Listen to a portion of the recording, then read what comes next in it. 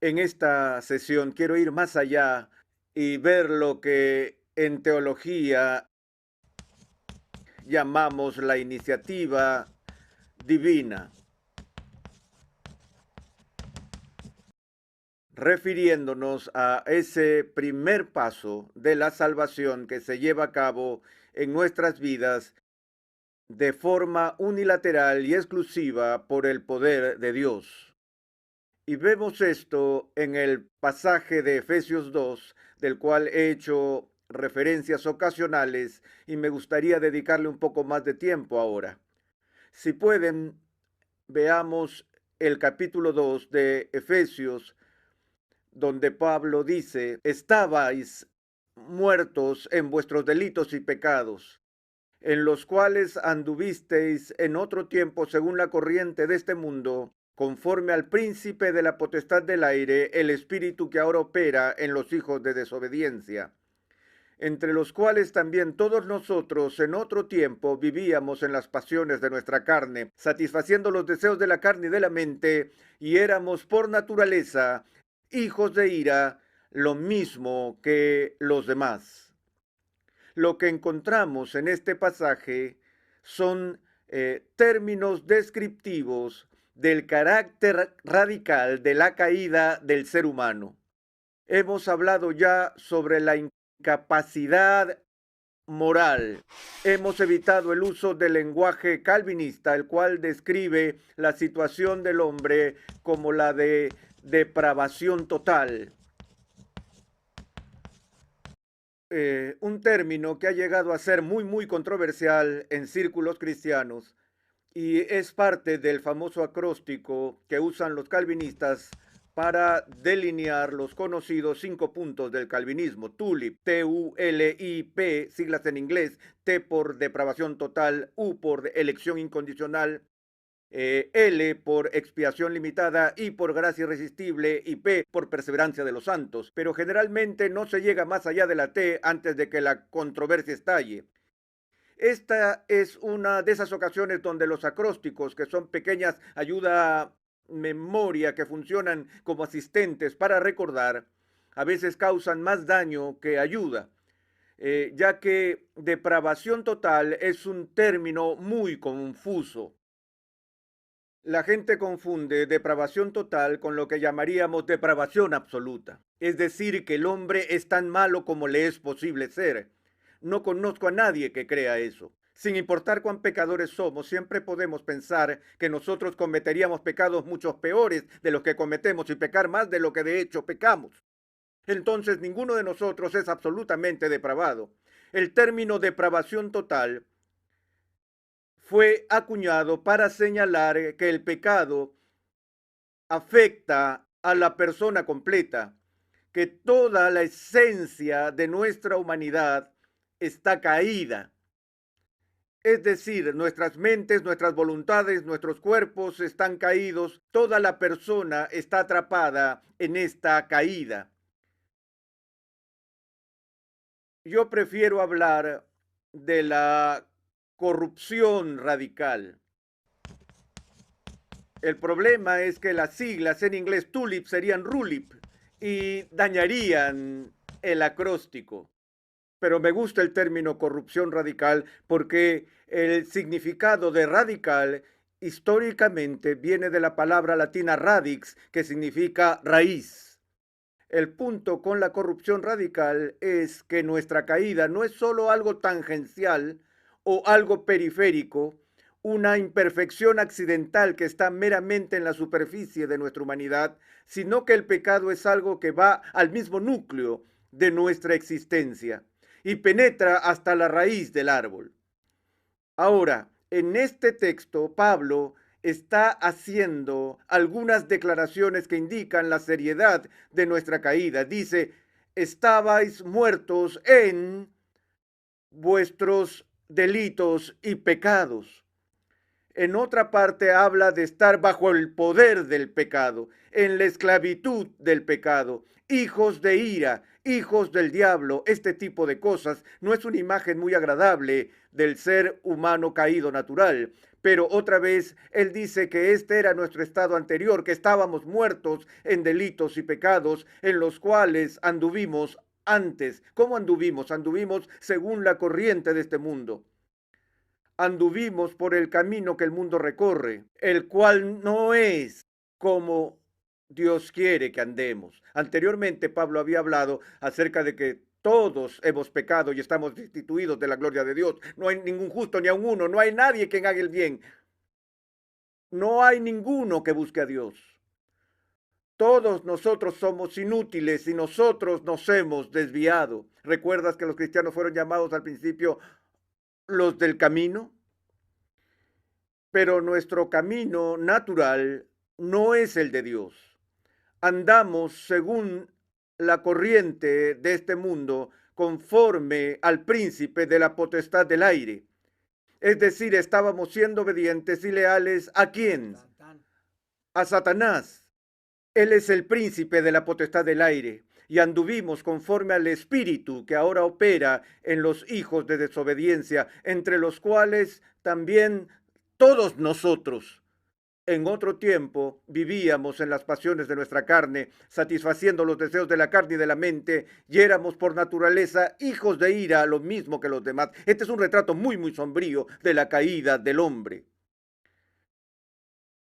Ahora, la siguiente palabra creo que es la palabra más importante en el Nuevo Testamento con respecto a esta doctrina de la gracia soberana de Dios. Creo que es muy importante que haya insistido en este tema tantas veces, tanto así que en una clase que estaba enseñando, una mujer se tomó el trabajo y la molestia de hacer un letrero para mí con esta palabra. Esta palabra es pero. El Evangelio solo es buenas noticias cuando entendemos las malas noticias. El único evangelio del evangelio es cuando comprendemos por primera vez la ley y nuestra situación bajo la ley. Aquí estamos, muertos en delitos y pecados, andando conforme a la carne, la concupiscencia de la carne y todo lo demás, andando como los que están bajo el espíritu de desobediencia, hijos de ira. Pero Dios,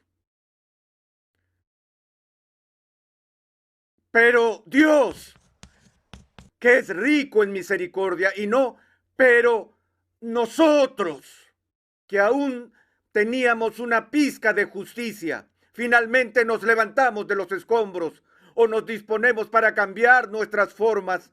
Pero el ser humano, que es poderoso, dijo moralmente, no a esa corriente maligna y se liberó de la muerte. Eso no es lo que la Biblia dice. Dice, pero Dios, que es rico en misericordia, nos ha vivificado, nos dio vida, aun cuando estábamos muertos en nuestros delitos.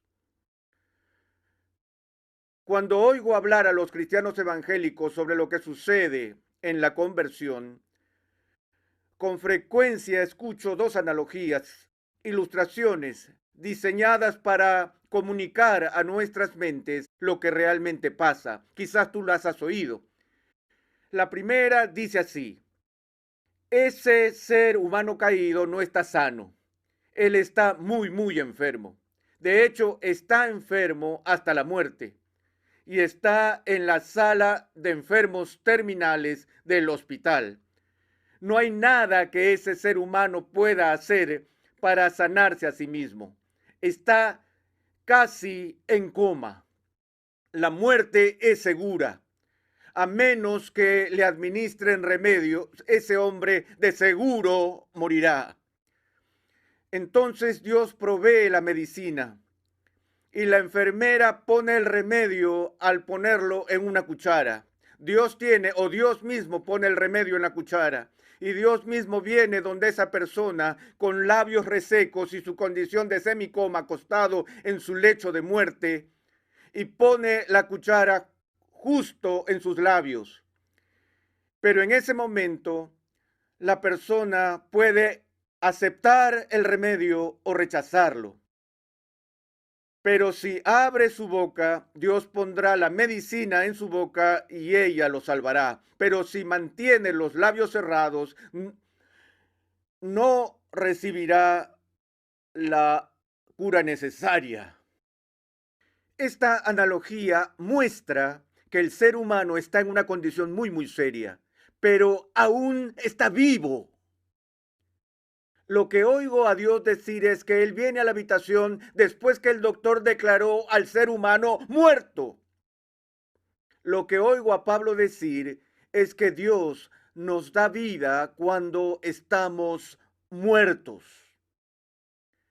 Una mejor analogía sería que la persona se ha ahogado, está reahogado en el fondo del mar y Dios se sumerge en el agua y saca a ese hombre muerto, ese cadáver del fondo del mar y lo trae a tierra firme y él se inclina, le da respiración boca a boca y respira aliento de vida en él y es resucitado de entre los muertos.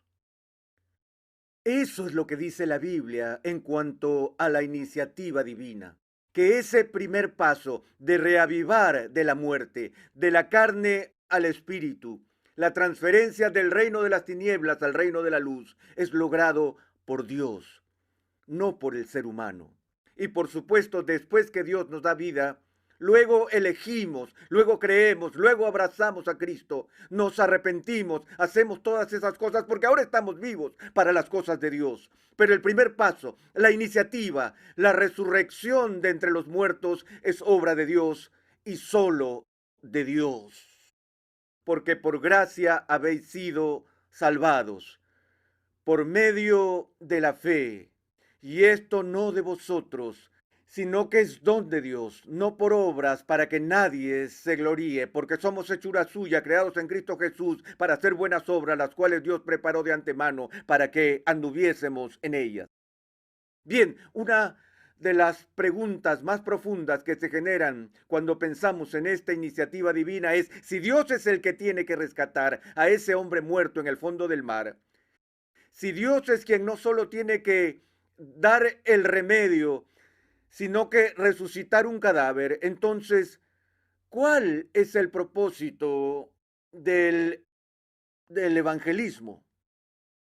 ¿No es una pregunta que todos pensamos y formulamos? Que a la luz de la soberanía de Dios y a la luz de todo el concepto de predestinación, si Dios ha decretado desde toda la eternidad que ciertas personas serán salvas, entonces ciertamente esas personas serán salvas con o sin mi testimonio, con o sin mi predicación del Evangelio. ¿Por qué entonces debemos preocuparnos por el evangelismo?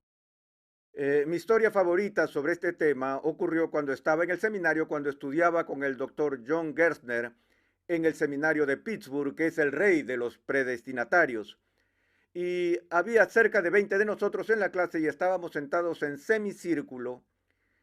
Y él dijo, muy bien señores, si es verdad que Dios predestina soberanamente a un cierto número fijo de personas para ser salvos, y es a través de un decreto inmutable, entonces, ¿por qué deberíamos involucrarnos en el evangelismo? Lanzó la pregunta y la dejó en el aire y empezó a llamar a los alumnos para que respondieran la pregunta. Nunca voy a olvidar lo aliviado que estaba porque me encontraba en el extremo derecho de ese semicírculo y él empezó por el izquierdo. Y pensé, wow, me alegro que no tengo que responder eso.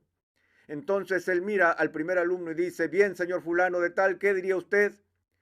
Y él dijo, bueno, doctor Gerstner, usted sabe, no lo sé, siempre me he preguntado eso. Así que perdió el penal. Se dirige al siguiente alumno y este le dice, ni idea. Se dirige al siguiente, todo el resto de la línea y se estaba acercando peligrosamente a mí. Había una sensación de expectativa que aumentaba en el salón. Me sentí como Sócrates en uno de los diálogos de Platón, cuando después de todas esas otras personas, los mortales menores dieron respuestas a esas preguntas profundas que suenan ok, hasta que Sócrates habla y deja a todos con la boca abierta. Y pensé, voy camino al banquillo de los acusados. Bueno, efectivamente se recorrió todo el círculo y nadie pudo responder la pregunta del doctor Gerstner y llegó mi turno. Yo estaba temblando.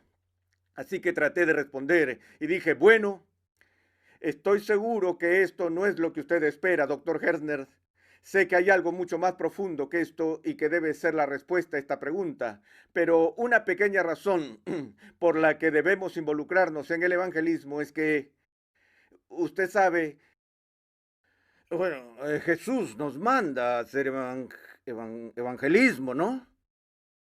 Y Herzner comenzó a reírse con su estilo siniestro y dijo, por supuesto, señor Sproul, ¿cuál podría ser una razón más insignificante para hacer evangelismo que no sea que Jesús te lo ordena, que el Salvador de tu alma y el Señor Dios Todopoderoso deba pronunciar una orden y tú piensas que esa puede ser quizás una pequeña razón por la que deberíamos? Y cuanto más continuaba, ya se imaginan, yo me estaba achicando en esa silla y dije, wow, espera un momento, pero nunca olvidé el punto.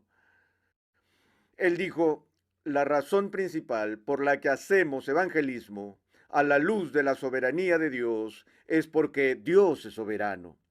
Y Dios no solo ha decretado soberanamente el fin, es decir, la meta de la redención de la gente, sino que Él también soberanamente decretó los medios para ese fin. Él ha elegido la necedad de la predicación como el medio por el cual traerá a la gente hasta la salvación y le ha ordenado a su iglesia que lleve a cabo ese programa de evangelismo. Y dijo, mira, yo me encargo de la elección, pero tú de la predicación, tú testifica, esa es tu responsabilidad. Ahora, Él me necesita. No, Él no me necesita.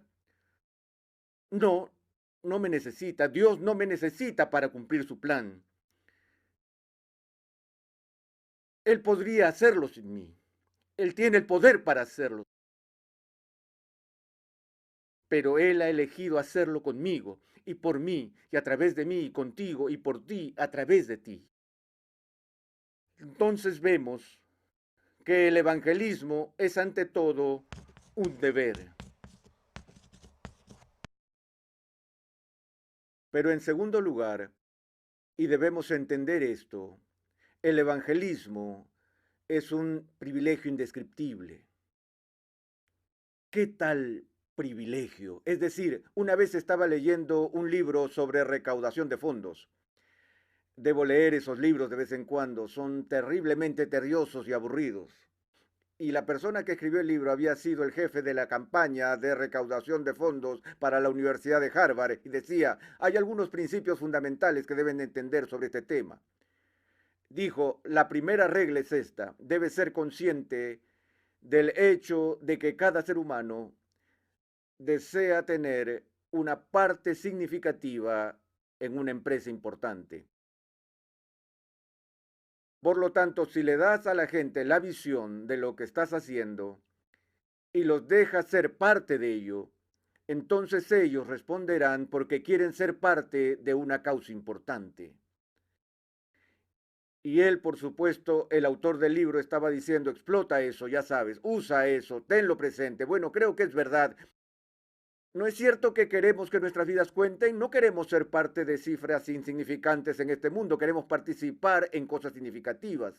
No sería como si pudiéramos decir, si pudiera mirar mi cuello y decir, ¿ves esa medalla? Esa medalla significa que fui parte del equipo ganador del Mundial de Fútbol de 1974. La gente me miraría y diría, ¿en serio? ¿No es eso tremendo? Eso es significativo.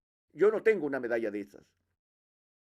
Todo lo que hago en mi vida, no juego fútbol, no soy miembro del gabinete presidencial, todo lo que hago a diario es trabajar para el Rey de Reyes.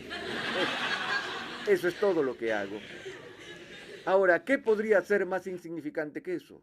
Todo lo que tengo que hacer y me pagan por hacerlo es trabajar en la empresa más importante que Dios haya creado. Trabajar para la edificación del reino de Dios, para la predicación del Evangelio, puesto que la edificación de los santos es el llamado supremo en el universo. Es por eso que un día me molesté cuando un alumno me dijo algo. Yo había trabajado en la iglesia por un par de años y luego estuve pasando por más tiempo enseñando en el seminario, recorriendo el país, dando conferencias y todo eso. Este estudiante me miró con sus ojos iluminados. Él estaba asombrado. Él pudo conocerme en carne y hueso, alguien a quien había oído hablar en una conferencia en algún lugar y había visto mi foto en un libro o algo por el estilo, y eso era como si mi tarjeta de presentación cobrara vida, y él estaba atónito y llegó a decirme, vaya, ¿cómo era cuando usted era solo un pastor? Y yo le dije, ¿qué quieres decir con solo un pastor? ¿Tú sabes por qué no soy un pastor? Porque no tengo lo que se necesita para ser un pastor. Es mucho más fácil ir de ciudad en ciudad, predicar y luego partir, que, que quedarme allí con las mismas personas año tras año tras año y pasar del primer nivel al segundo nivel, luego al tercer nivel, edificando, tomándole las manos cuando mueren y todo eso, teniendo que recibir sus críticas cada semana y tener que soportarlo. Le dije, simplemente no podía sobrellevarlo. No tengo nada más que un profundo respeto y admiración por el pastor, porque creo que ese es el llamado supremo que existe en este mundo. Es un privilegio, no es solo un deber, es un privilegio poder pasar la vida al servicio de Cristo. Nota lo que Pablo dice en el capítulo 10 de Romanos.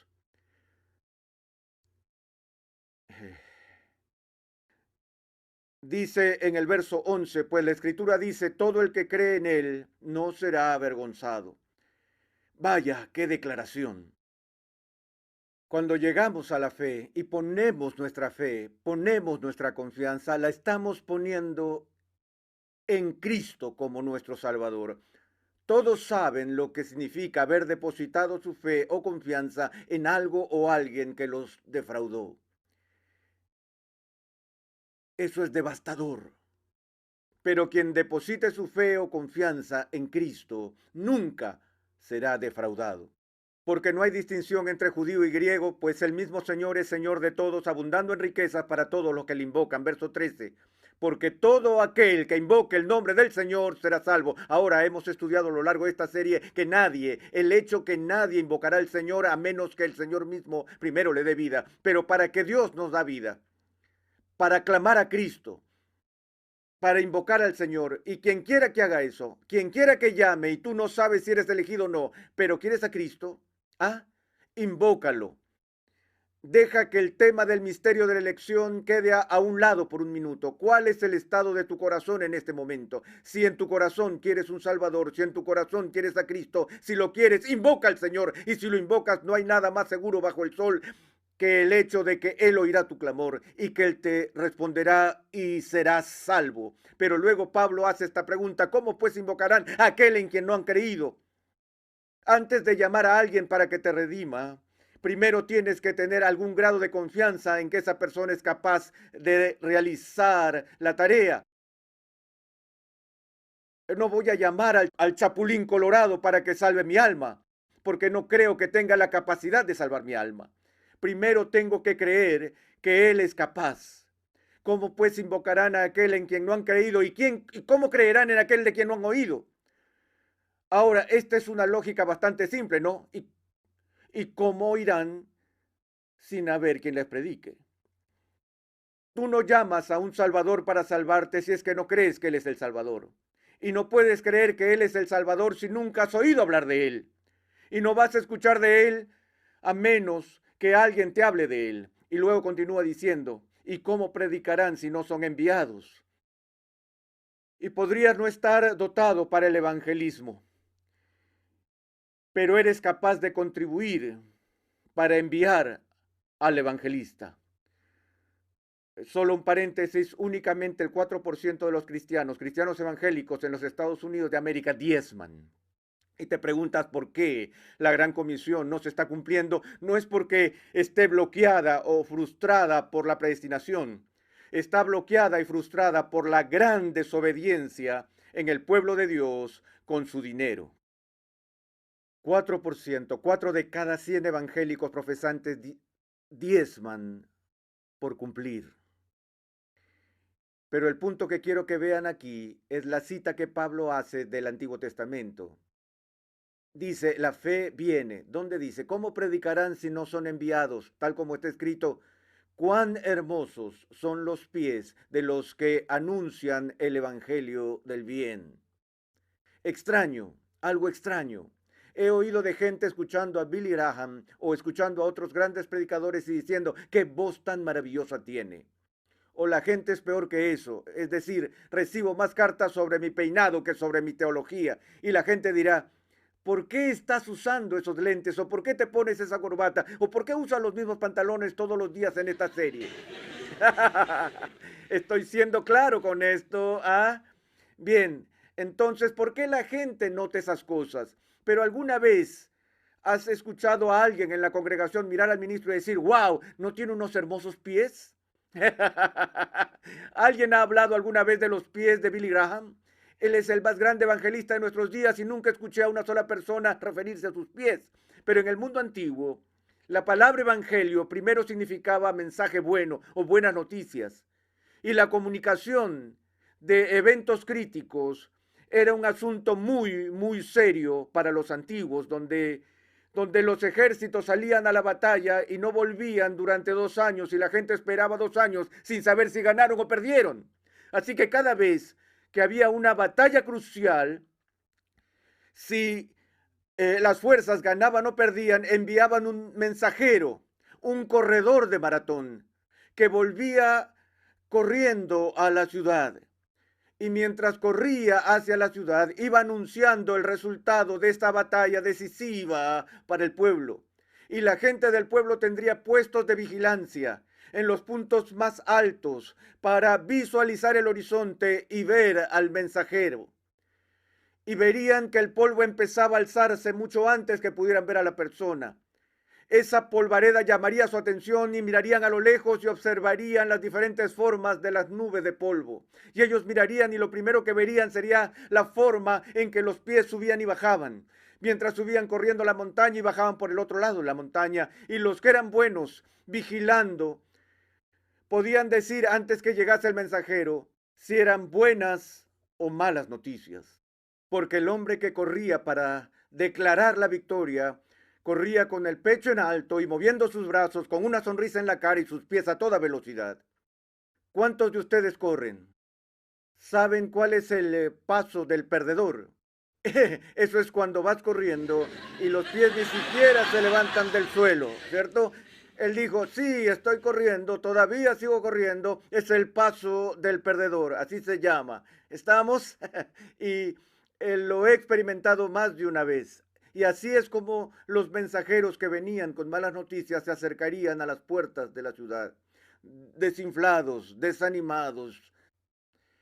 Pero entonces ves a alguien cuyos pies están casi volando y sus calcetines estaban en llamas desde la distancia con buenas noticias.